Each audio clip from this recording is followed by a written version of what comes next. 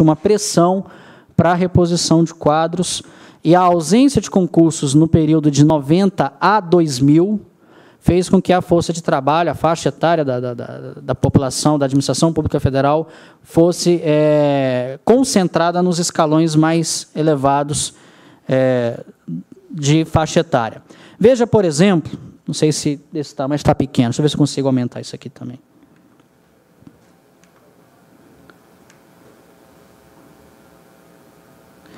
Veja que, de 26 a 30 anos, eu não tenho, entre homens e mulheres, eu não tenho 7% da força de trabalho. Mal tenho 7,5% da força de trabalho. É aproximadamente o mesmo quantitativo do total de servidores que já estão vendo a aposentadoria muito de perto, que já estão acima de 60 anos. Essa situação só vai se agravando. De 31 a 35 anos... eu tenho cerca de metade dos servidores que eu tenho na faixa de 56 a 60 anos. Entre 36 e 40, isso vai piorando ainda mais. Então, veja que os maiores percentuais estão concentrados nas categorias que vão dos 41 aos 60 anos de idade. O grosso da força de trabalho hoje está nessa faixa etária, de pessoas que já estão na segunda metade da sua trajetória profissional, isso em termos de faixa etária. Isso já aponta uma necessidade de concursos para os próximos anos ainda maior, um esforço ainda maior do que o que foi feito nesses últimos anos. Em relação a concurso público, agora não falando de ingresso, falando de concurso, o órgão que recebeu a maior quantidade dos 160 mil concursos de 2003 a 2009 foi o Ministério da Educação, que recebeu 48.300 vagas. Só a rede federal ficou com 16.600 dessas 48 mil vagas. Aqui a gente percebe hoje uma certa relação 1:2. Cada uma autorização para educação profissional é acompanhada de 2 autorizações para educação superior. Então, veja que aqui nós temos 32 mil autorizações para as universidades, 16 mil para a rede federal. Em 2003, essa relação era de 1:6. Cada uma autorização na rede federal era acompanhada de 6 autorizações nas universidades. Então, isso caiu na relação de 1:6 para 1:2. A ideia é que isso, nos próximos anos, seja de 1:1, que a gente tenha as autorizações de concurso divididas exatamente ao meio. Depois do Ministério da Educação, o segundo colocado com maior autorização de concurso, Ministério da Previdência e Assistência Social, 8 mil vagas. E o curioso é que no Ministério da Previdência, as 8 mil vagas não geraram aumento de força de trabalho quase nenhuma. Foi quase que só para repor. E o Ministério da Previdência, com 8 mil vagas, teve 1/6 das autorizações que o MEC teve nesse período. Depois nós vamos ter saúde, com 7 mil vagas. Esses são os principais campeões aí de autorização de concurso público, mas aqui se percebe que a quantidade de concursos que o MEC recebe, ela é praticamente a soma de tudo que os outros recebem. Ele sozinho responde por boa parte do que os outros recebem.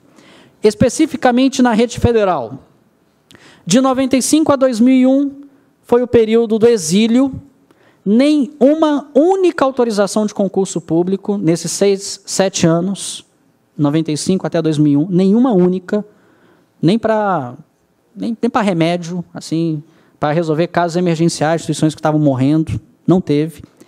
Em 2002, nós tivemos, último ano do governo Fernando Henrique, 562 autorizações, 550 de professores e 12 de técnicos.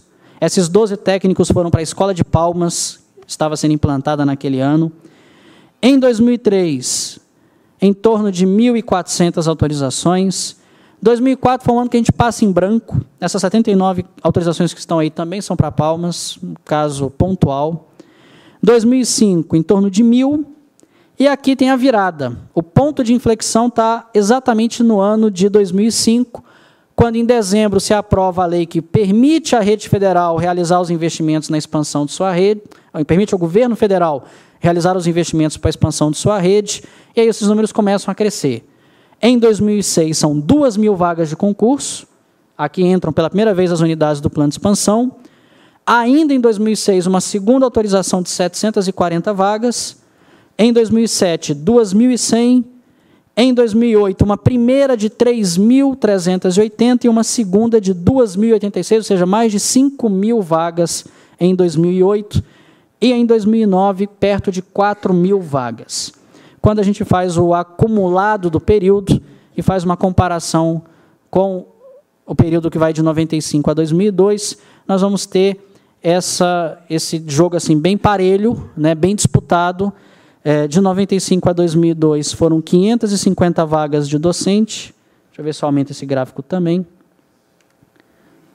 Deixa eu ver se ele consegue aparecer aqui. Está aí o gráfico. 95 a 2002, 550 vagas de docentes. E de docente de 2003 a 2008, perto de 9.000. Dá 16 vezes mais.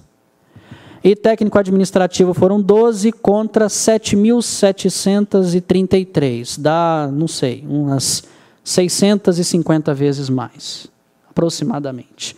Essa é a comparação. Acho que isso é a síntese de como os dois governos enxergaram, porque o próprio governo Lula ele já entra numa fase de prestação de contas, 7 anos decorridos dos 8, né, que ele teve, então já entra na fase de prestação de contas, e aí nós temos aqui até períodos similares. É uma comparação de 7 anos contra 8 anos. E isso é um dado importante até para que se mostre exatamente se há algum tipo de inchaço, aonde esse inchaço está ocorrendo. E aí é preciso ter uma coerência. Nós estamos, de fato, defendendo investimentos em educação, ou não estamos defendendo investimentos em educação? E é possível fazer investimento em educação e construir novas escolas e aumentar o número de vagas sem investir na contratação de professores? Alguém já conseguiu chegar a essa fórmula mágica? Se conseguiu, maravilha. Se não conseguiu, o que estamos fazendo aqui é pura e simplesmente reforçar os quadros de pessoal das universidades federais e dos institutos federais. Eles são os principais responsáveis pelo crescimento da força de trabalho. Ressalto, um crescimento que ainda não conseguiu levar o país de volta à realidade que ele vivia em 1996. Nós não conseguimos ainda voltar ao que éramos 13 anos atrás. Nem isso. Então, é fundamental que esses dados estejam à disposição de vocês, para que vocês possam também, quando necessário, fazer o contraponto a essas afirmações que querem sempre colocar na conta do servidor público, né, a culpa de todas as mazelas que o país enfrenta no que diz respeito à qualidade de serviço público.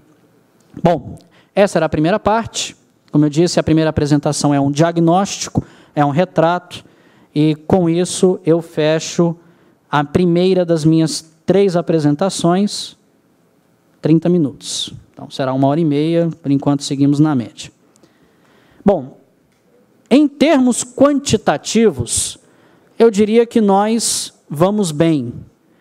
Há uma perspectiva de mais 17.000 concursos até o final do ano que vem. Não sei se o Alexandre chegou a tocar nesse assunto hoje pela manhã, mas é uma discussão ferrenha que nós teremos que ter com o Ministério do Planejamento, mas mostra que todos os compromissos que nós pontuamos, quando começamos a expansão fase 1 e quando começamos a expansão fase 2, eles estão sendo devidamente honrados. Não faltará força de trabalho para tocar esse projeto de expansão, que é um projeto ambicioso, é o mais ambicioso dos 100 anos de história da rede, mas, além de ser ambicioso, não adianta ser ambicioso sem ser responsável. Então, ele é um projeto que é ambicioso e responsável, e factível, né? E possível de ser executado de forma satisfatória. Porque fazer barulho, estamos fazendo um monte de escola, as escolas estão ficando fechadas, isso também não é mérito para ninguém, muito pelo contrário, isso é contra a agenda.